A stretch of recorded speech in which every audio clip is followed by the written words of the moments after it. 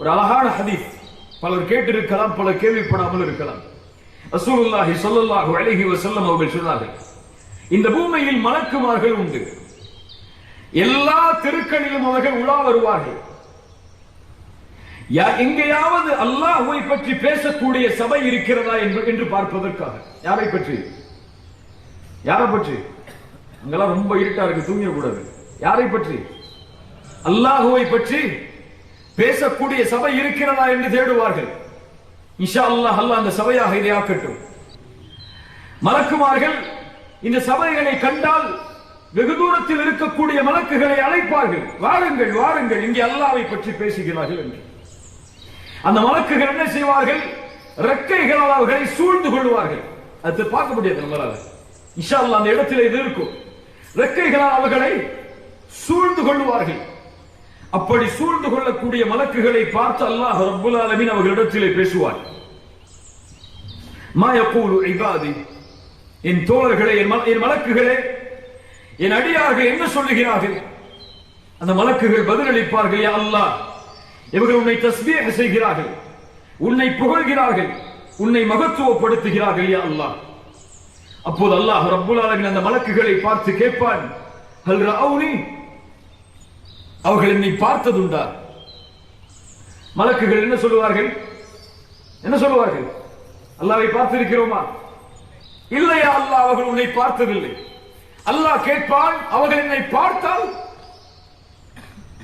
அப்போது மலக்குகள் சொல்லுவார்கள், யா அல்லாஹ், அவர்கள் உன்னை பார்த்து விட்டால் இப்போது உன்னை புகழ்வதை விட, இப்போது உன்னை மகத்துவப்படுத்துவதை விட, இப்போது உன் கண்ணியத்தை பற்றி பேசுவதை விட அதிகமாக அதில் ஈடுபடுவார்கள். உண்மையா இல்லையா? அல்லாஹ் ரப்புல் ஆலமீன் மறுபடியும் கேட்பான், எதை என்னிடத்திலே கேட்கிறார்கள்? எதற்காக வந்து அமர்ந்திருக்கிறார்கள்? எதற்காக? எது நமக்கு வேணும் இந்த சபை மூலமா? எது வேணும்? அல் ஜன்னா, சொர்க்கம். அதற்கு தானே வந்திருக்கிறோம். அதற்கு தானே இந்த நல்ல அமலில் ஈடுபட்டு இருக்கிறோம். நரகத்துக்கு போனா பக்கத்தில் இருக்கக்கூடியதுக்கு போயிருக்கலாம். எதுக்கு இங்க வந்து உட்கார்ந்திருக்கோம்? சொர்க்கத்திற்காக. மலக்குகள் சொல்லுவார்கள், யா அல்லாஹ், இவர்கள் சொர்க்கத்தை கேட்கிறார்கள். அல்லாஹ் கேட்பான், அவர்கள் சொர்க்கத்தை பார்த்ததுண்டா? பார்த்திருக்கிறோமா? மலக்குகள் சொல்லுவார்கள், யா அல்லாஹ், அவர்கள் சொர்க்கத்தை பார்த்ததில்லை. அல்லாஹ் கேட்பான், அப்படி பார்த்தால் யா அல்லாஹ், அது கிடைக்க வேண்டும் என்ற ஆசையில் அதிகம் அதை தேடுவார்கள் யா அல்லாஹ். உண்மையா இல்லையா? அல்லாஹ் ரப்புல் ஆலமீன் கேட்பான், எதிலிருந்து பாதுகாப்பை தேடுகிறார்கள்? எதிலிருந்து பாதுகாப்பை தேடுகிறோம்? நரகம். அல்லாஹ் கேட்பான், அந்த நரகத்தை அவர்கள் பார்த்ததுண்டா? இல்லையா அல்லாஹ், பார்த்ததில்லை. அப்படி பார்த்தால் மலக்குகள் சொல்லுவார்கள், யா அல்லாஹ், அப்படி அதை பற்றி அவர்கள் கேள்விப்பட்டு அதை பார்த்தால் அதிகம் அதை அஞ்சி அதிலிருந்து விலகுவதற்குரிய காரியத்தை செய்வார்கள்.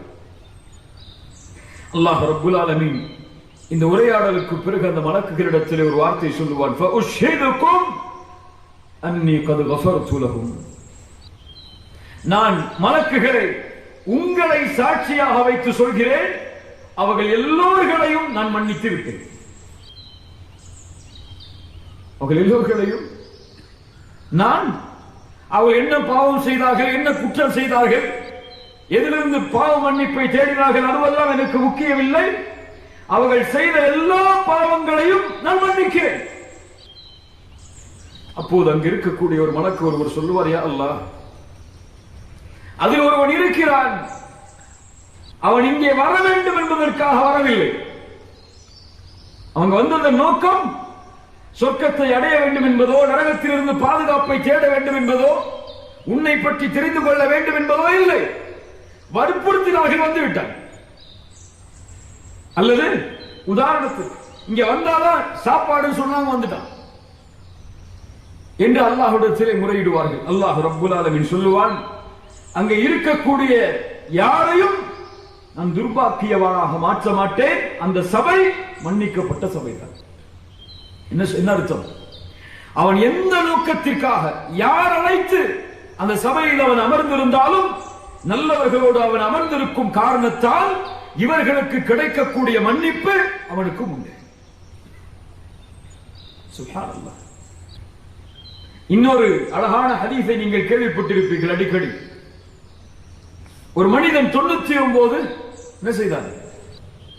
கொலை செய்தான். 99 கொலை செய்ததற்கு பிறகு உள்ளம் திறந்து அங்கே இருக்கக்கூடிய மனிதர்களிடத்தில் கேட்டான், இங்கே அறிந்தவர்களில் அதிகமானவர் யார்? அங்கே உள்ளவர்கள் ஒரு துறவியை காட்டினார்கள். அவர் அறிஞர் அல்ல, மார்க்கத்தை படித்தவர் அல்ல, ஒரு துறவி. அவரிடத்திலே சென்றான். சென்று கேட்டான், நான் 99 கொலை செய்திருக்கிறேன், என்னை இறைவன் மன்னிப்பானா? அவன் சொன்னான், படுவாவி, 99 கொலை செஞ்சிருக்க, உன்னை எல்லாம் அல்லாஹ் மன்னிப்பானா? உனக்கு எல்லாம் மன்னிப்பே கிடையாது, போவேண்டாம். கோபம் வந்து என்ன செய்தான்? 100 முழுமையாக்கினான். அதற்கு பிறகு மனம் திருந்தியது. கேட்டான், இவரை விட அறிந்தவர் உண்டா? அப்போதுதான் காட்டப்பட்டார்கள் ஆலிம் ஒருவர். யார்? அறிஞர். குர்ஆன் ஹதீஸை கற்றுத் தேர்ந்த ஒரு மார்க்க அறிஞர் அடையாளம் காட்டப்படுகிறார். அவரிடத்தில் சென்றார். 99 கொலை செய்திருக்கிறேன், என் இறைவன் என்னை மன்னிப்பானா? அவர் சொன்னார், ஆம், அல்லாஹ் ரப்புல் ஆலமீன் உன்னை மன்னிப்பான்.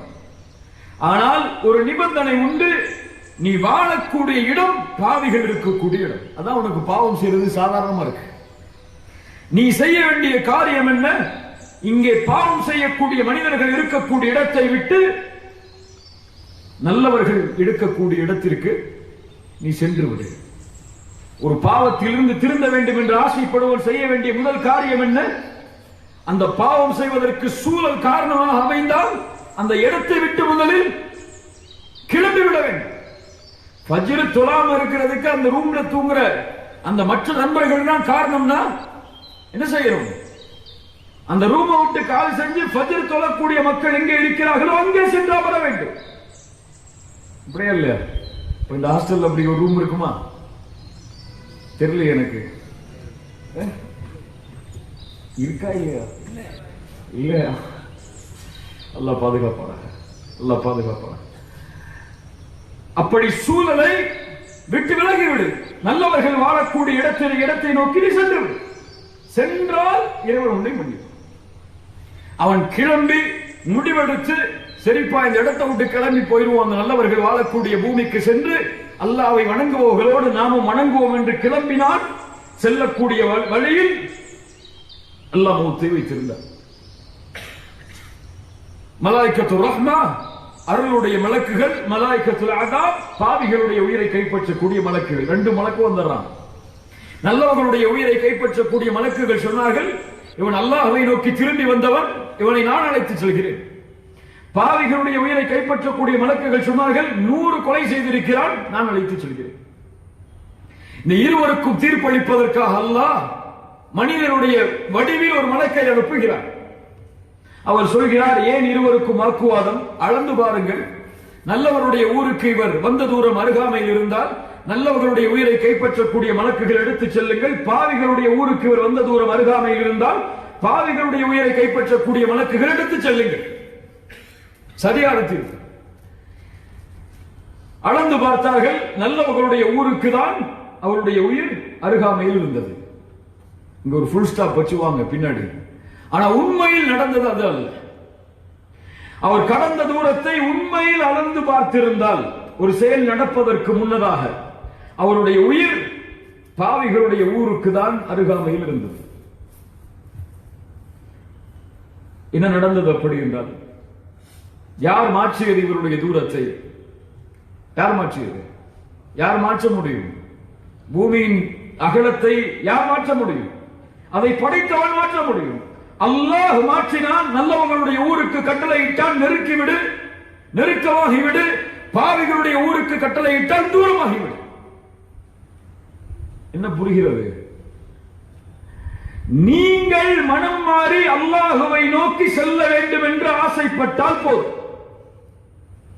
அதற்குரிய வழியை தேர்ந்தெடுத்து சென்றால் போதும்.